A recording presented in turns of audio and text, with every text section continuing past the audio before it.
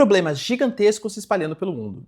Temos hoje uma paralisação geral na França, depois da nomeação de um novo primeiro-ministro por parte de Emmanuel Macron, entender exatamente o que está rolando, e drones russos que invadem o espaço aéreo polonês. E não exatamente somente na área de fronteira, mas no interior do território da Polônia, que, lembrando, é um membro oficial da OTAN e já convocou os outros membros, parte do artigo 4º, para prestar os devidos esclarecimentos e até mesmo respostas contra o governo Putin.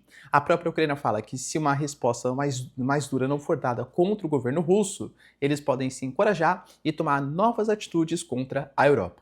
Enquanto isso, a geração Z faz a sua primeira grande manifestação no planeta, destituindo a liderança do Nepal, entender exatamente o que está rolando, enquanto o governo Trump ameaça com meios econômicos e militares o Brasil, caso o Bolsonaro venha a ser preso.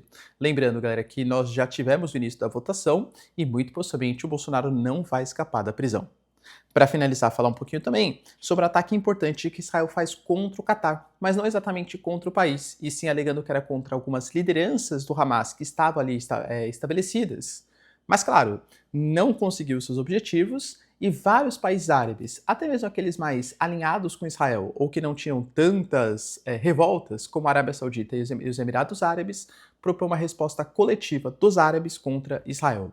Será que teremos mais um novo conflito geral no Oriente Médio? Se vocês querem entender um pouco mais sobre esses assuntos. E muito mais também sobre geografia, geopolítica, atualidades, política, polêmicas, enfim. Tudo para você se manter sempre bem atualizado. Já se inscreve no canal, deixa seu like, compartilha esse vídeo, que o professor Ricardo conto muito com a sua ajuda. Belezinha? Pessoal, recado rapidinho da nossa parceiraça do canal. Galera, presta atenção que eu tenho uma super oportunidade para você. Sim, esse mês de setembro é o mês do consumidor na Insider, que tem as melhores e mais tecnológicas roupas do Brasil, e eu tô falando para você da possibilidade de comprar suas roupas utilizando o meu cupom Prof. Ricardo com 15% de desconto, só que somado às outras promoções que já existem no site, pode chegar a 50% de desconto. Sim, galera. Para você que já tem roupas da Insider, assim como eu, que praticamente todo o meu guarda-roupa é da Insider, ou para você que ainda não pegou a sua primeira peça, cara, recomendo demais, tá? É a melhor oportunidade para você fazer isso.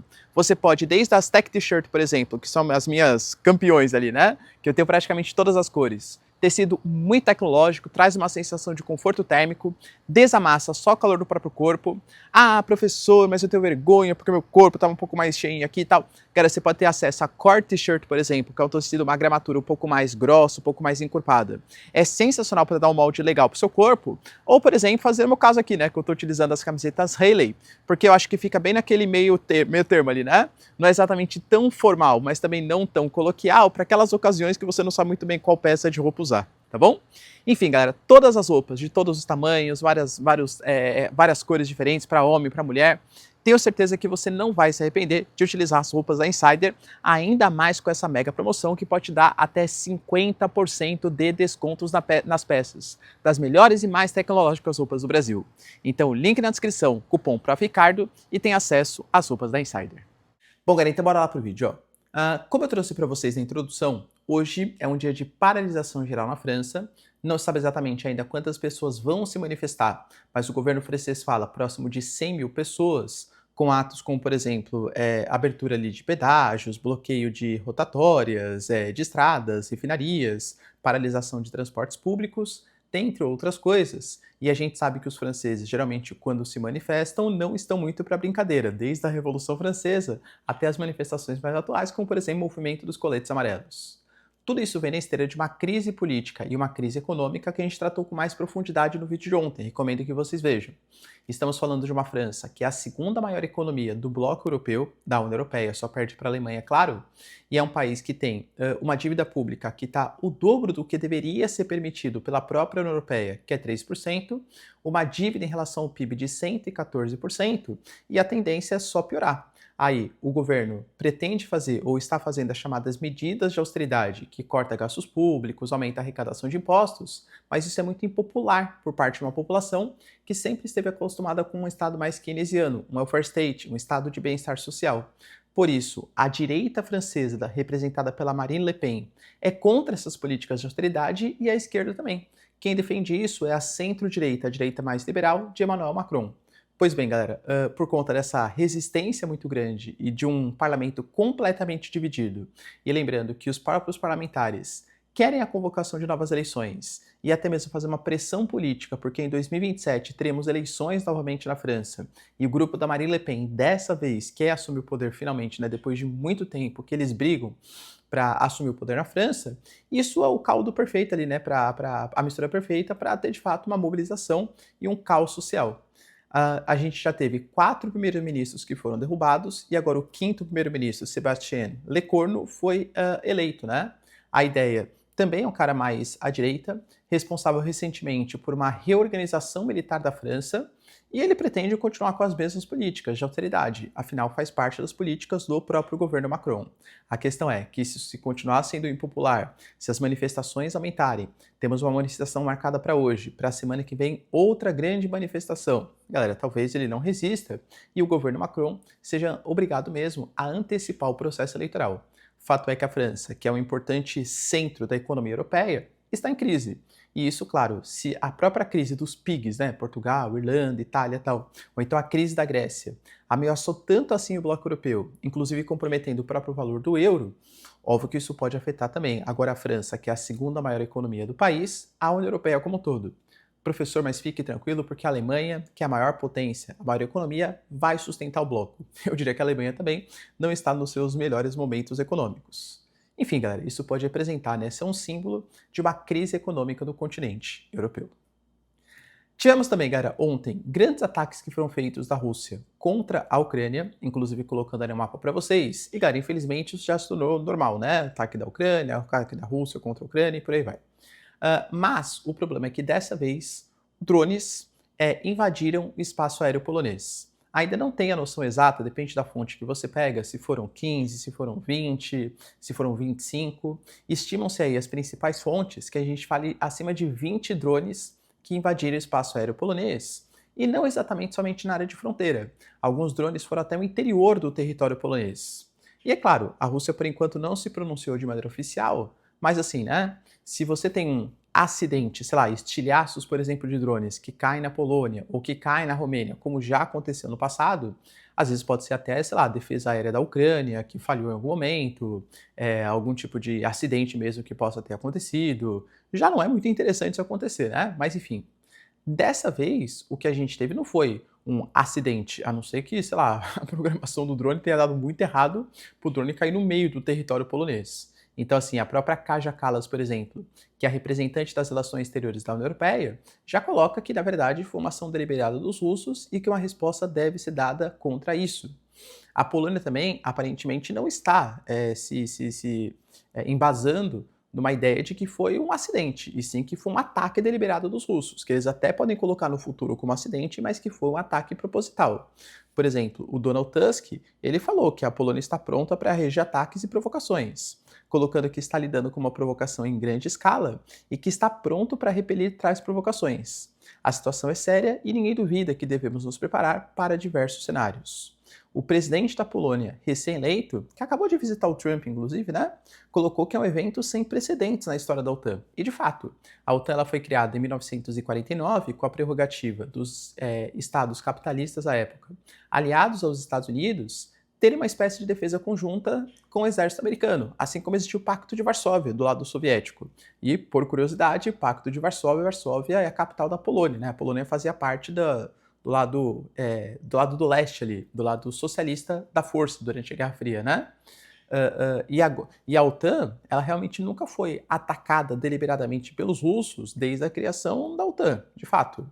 Então, se foi um ataque proposital, professor, mas foram só 20 drones, o que você acha que 20 drones podem causar na Polônia? Realmente acho que nada, né? Não acho que a intenção era promover um grande ataque contra a Polônia, fazer grandes estragos. Na minha concepção, hein, cara, de novo, estou especulando porque infelizmente não tenho informações privilegiadas, gostaria de estar no cérebro ali, né, do Putin, do Lavrov, para saber exatamente o que eles pensaram. Mas assim, a especulação que dá para entender é que sempre um passo a mais vai sendo dado, entende? Por quê? Isso até a própria inteligência da Alemanha já tinha falado, a inteligência dos países bálticos, que o Putin, ele fala, por exemplo, agressões contra o território, mas não exatamente com o exército russo invadindo aquelas posições, mas pouco a pouco. Pode ser, por exemplo, com agentes militares não oficiais da Rússia, pode ser com um drone por acidente, pode ser com uma invasão de um espaço aéreo. E aí, quando a OTAN não vai respondendo, meio que você vai esticando o elástico, entendeu? Opa, quer dizer então que até aqui dá para chegar. Então, e lembrando que os europeus e os Estados Unidos fizeram a mesma coisa contra a Rússia desde o início da guerra. Eu lembro que no primeiro dia do conflito entre Rússia e Ucrânia, o Putin falou que qualquer nação que se envolvesse na operação militar especial contra a Ucrânia estaria sujeito, por exemplo, a linha vermelha, né? Ou seja, uma retaliação nuclear parte da Rússia. Inicialmente, os países não ajudaram. Aí começaram a mandar recursos, depois mandar equipamentos, aí depois mandaram tanques, caças. Cara, convenhamos que hoje os caras estão discutindo colocar tropas no território ucraniano. Por quê? Porque o Putin foi deixando, né? Ou seja, foi esticando a corda, vai pro lado ali pulso da coisa.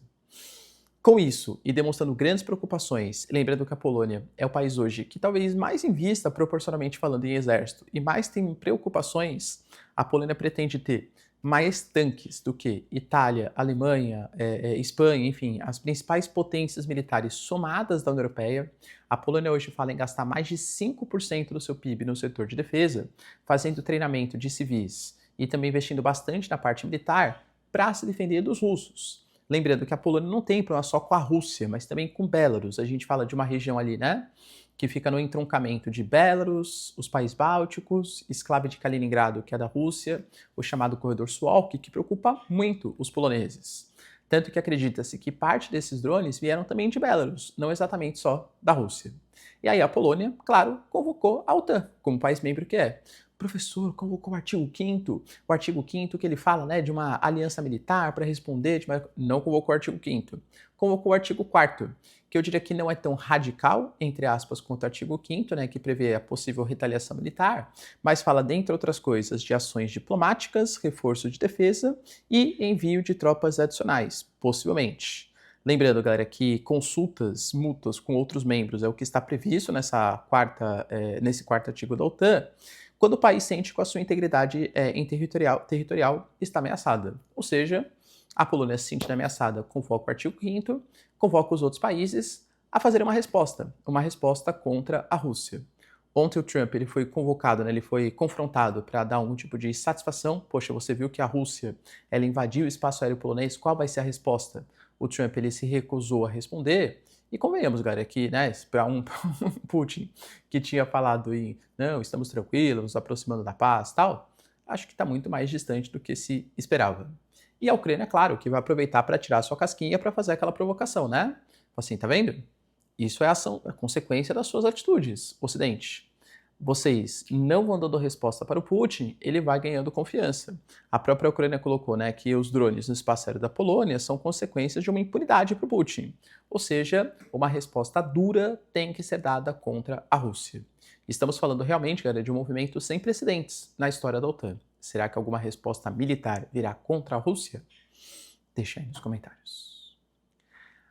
Como eu trouxe para vocês ontem também, né, trouxe uma breve contextualização, porque estava acontecendo naquele momento. O Nepal, que é um país que tem grande desigualdade social, não tem um IDH tão bom assim, né, na região ali da Ásia, estava passando um momento de grande insatisfação social. Em meio a isso, descobriu-se vários escândalos de corrupção que envolviam o governo, principalmente a parte ministerial, ou seja, o primeiro-ministro, que é do Partido Comunista do país, e aí, como consequência, como resposta, classificaram que algumas informações divulgadas eram fake news, informações falsas. Por isso, fizeram sanções, bloqueios contra as redes sociais. A geração Z, quem que é a geração Z, né?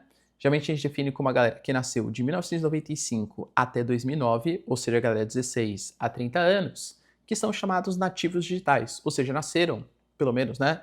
A grande maioria que nasceu nesse período, no momento em que já existia acesso à internet, né, às redes sociais, enfim. Geralmente as redes sociais eram utilizadas até como forma de manifestação. Por conta disso, por conta desses bloqueios da internet, de outras redes sociais, a população saiu às ruas, juntou-se com uma insatisfação acumulada há muito tempo e assim as manifestações foram violentíssimas. E eu falo que é uma manifestação bem da geração Z, porque quando você tinha, por exemplo, Palácio Presidencial, que foi ateado fogo, inclusive com a mulher, né, do ex-primeiro-ministro, que estava ali no Palácio Presidencial, ela estava ali enquanto a casa foi ateada a fogo, ela acabou até falecendo depois no hospital, e a galera fazendo selfie com isso, né? Tirando selfie, ó, tô na manifestação, tá uma coisa bem assim, né? Nativos digitais. E aí a gente teve casos de ministros que foram perseguidos, tacados no rio, bateram neles, enfim, é um caos social, uma revolução, justamente causado por uma insatisfação social junto com o controle das redes sociais. E aí, pessoal, será que esse caso pega no mundo? Deixa aí nos comentários. Além disso, nós tivemos também uma fala bem preocupante da Casa Branca, hein, galera? Caroline Leavitt, que é a porta-voz do governo Trump. Vocês sabem que eu não falo muito aqui de política brasileira no meu canal, mas acho que todo mundo está acompanhando o julgamento do Bolsonaro. A gente já teve o voto do Flávio Dino, o voto do Alexandre de Moraes, que votaram pela prisão do Bolsonaro. E acho muito difícil que, sei lá, os outros ministros fujam muito disso. Tem o Zanin, tem a Carmen Lúcia, tem o Fux ainda para votar, mas acho muito difícil que fuja de uma eventual prisão aí do Bolsonaro, né? E aí foi perguntado isso para Caroline Leavitt, que é a porta-voz do governo Trump, falando, poxa, vocês estão vendo que está rolando um processo aqui contra o Bolsonaro, o julgamento, e possivelmente ele vai ser preso.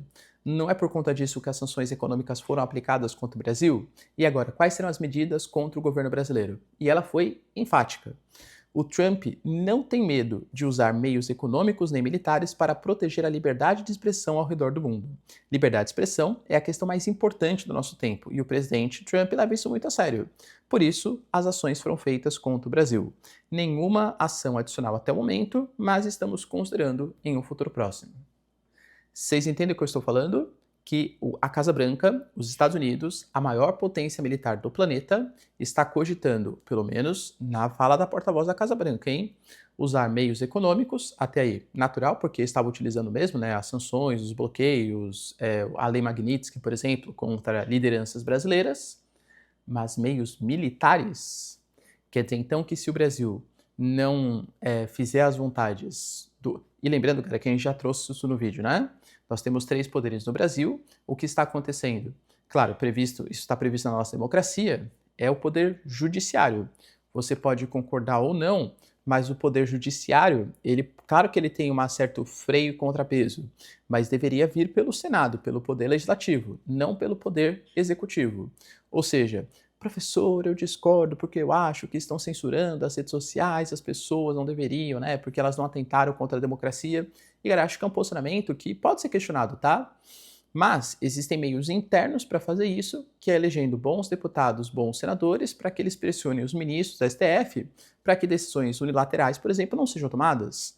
Então são coisas que poderiam ser feitas de maneira interna. Fato é, galera, que no momento os Estados Unidos então consideram usar essas forças militares para fazer algum tipo de ação contra o governo brasileiro, caso o Bolsonaro não seja solto. O Itamaraty respondeu a isso, né, a nossa Ministério das Relações Exteriores, falando que a liberdade de expressão já está garantida, já que a expressão do voto popular, que seria a eleição do Lula, e galera, tá? De novo, não estou emitindo nenhum posicionamento político aqui, estou repassando as informações para vocês. O Itamaraty colocando que houve ali uma expressão da população que foi no voto e que o não respeito a isso e o não respeito à legislação brasileira, que foi feita por deputados e senadores brasileiros, que representam o povo, aí sim seria uma censura contra a liberdade de expressão do povo brasileiro por meio de pressões internacionais. E aí, galera, acho que o Trump pode fazer algum tipo de ação militar contra o Brasil? Eu particularmente acredito que não. Ah, professor, mas ele está fazendo pressão contra a Venezuela. Galera, vejam há quanto tempo existem embarcações tal na Venezuela, e a Venezuela é um país muito menor e que haveria, né, supostamente, muito mais motivos. O Nicolás Maduro, de fato, é um ditador. Os americanos consideram que é a liderança de um cartel internacional de drogas, o cartel Los Soles, entende? Então haveria muito mais motivos. O Brasil é um país que faz parte dos BRICS, é o maior país economicamente da América Latina, tem uma capacidade militar, né, não que vai fazer frente para os Estados Unidos, mais importante. Então não acho que algum tipo de ação militar vai fazer. Mas, de novo, só falar disso eu já acho bastante preocupante. E para finalizar, pessoal, tivemos também Israel fazendo um ataque contra o Catar. Olha que ponto importante, né? Para quem não sabe agora, Catar, quem é velho de guerra que já sabe, né? Mas é um dos países mais dúbios da diplomacia internacional. E falo isso para vocês porque, ao mesmo tempo que o Catar ele concentra as lideranças do Hamas, pelo menos a parte política do Hamas, é o país também que tem a maior base militar dos Estados Unidos no Oriente Médio. O Catar é o país, por exemplo, que em recente reunião com os Estados Unidos prometeu na casa de bilhões de dólares, centenas de bilhões de dólares em investimentos. O próprio Air Force One, por exemplo, seria, né, estava sendo criticado pelos democratas, uma doação do governo ao Catar. O Catar, por exemplo, é o mesmo país que recebeu a Copa do Mundo, está fazendo um certo sport washing, tentando limpar sua imagem e se aproximar do Ocidente, mas mantém relações também com lideranças árabes ou com lideranças palestinas, como por exemplo o Hamas. O Catar joga dos dois lados, né? E Israel já tinha prometido no passado que faria ações contra o Hamas, não só na faixa de Gaza, mas contra outros territórios. E fez, no Catar. A gente fala de jatos israelenses que sobrevoaram o território de Doha e atacaram algumas posições, alegando que ele iria eliminar políticos da alta cúpula do Hamas. Por enquanto, as informações oficiais falam que as principais lideranças conseguiram escapar, que o Israel não conseguiu atingir os seus objetivos. Mataram membros de médio escalão do Hamas. Aí já mora uma coisa importante, tá? Por quê? O Trump anunciou, né, que ele não concordou exatamente com esse ataque, porque ele pensa muito na soberania do Catar. O Catar é um país que mantém boas relações com os Estados Unidos, mas que ele entende que eliminar o Hamas seria uma coisa importante. Então ele até falou que isso não vai se repetir, mas que ele foi informado previamente e também colocou que o Catar foi informado previamente. Aí há discordâncias de informações. Por quê? O Catar, por exemplo, fala que não foi informado previamente e que, aliás, se guarda o direito de resposta contra Israel. Emirados Árabes Unidos, a própria Arábia Saudita colocou que vai colocar suas forças à disposição para lutar, né, contra o Estado de Israel. Então já temos alguma divergência. Mas, se o Catar não sabia, quer dizer que o ataque contra o Hamas falhou? A gente fala de um Mossad, um super serviço de inteligência. Vídeo que eles fizeram contra o Hezbollah, o que fizeram contra o Irã, por exemplo. E eles, no caso do Irã, eles atacavam mísseis que pegavam ali quase que do lado do quarto onde o cara estava dormindo naquele determinado momento. Eles erraram o ataque contra o Catar, uma nação soberana, sabendo que ia gerar uma retaliação gigantesca do mundo. O que especula? Até, sei lá, a ONU criticou, a Arábia Saudita, Emirados Árabes, o Irã, o próprio Macron, por exemplo, colocou em 4 línguas diferentes, né, críticas ao Estado de Israel. E, para ter um ataque mal sucedido, o que especula-se é que, muito possivelmente, o Catar, sabendo, pode ter avisado algumas lideranças do Hamas e agido contra a inteligência israelense. O que de fato aconteceu, galera, novamente, né, por enquanto, não sabemos. Deixo uma pergunta para vocês. Quero que vocês respondam aí no comentário, tá? Quer dizer, então, que Israel vai fazer ataques contra líderes do Hamas que não estejam na faixa de Gaza, ferindo a soberania de outros países. Sabe onde tem bastante liderança do Catar também? Aliás, do Hamas? Na Turquia, de Recep Erdogan. Aliás, várias lideranças no Catar e na Turquia. No Catar, ataques já foram feitos. Será que Benjamin Netanyahu teria capacidade ou coragem de atacar a Turquia para pegar esses líderes do Hamas? Galera, se isso de fato acontecer, ações acontecerem no território turco, estamos falando de uma outra proporção. A Turquia é um país que faz parte da OTAN e tem uma capacidade militar muito grande. Claro que a inteligência, né, não supera a inteligência israelense, mas aí será um conflito de enormes proporções. Será que vai rolar? Deixa aí nos comentários, quero saber sua opinião. No mais, galera, se vocês curtiram o vídeo, tamo junto, beijos, abraços e tchau, tchau.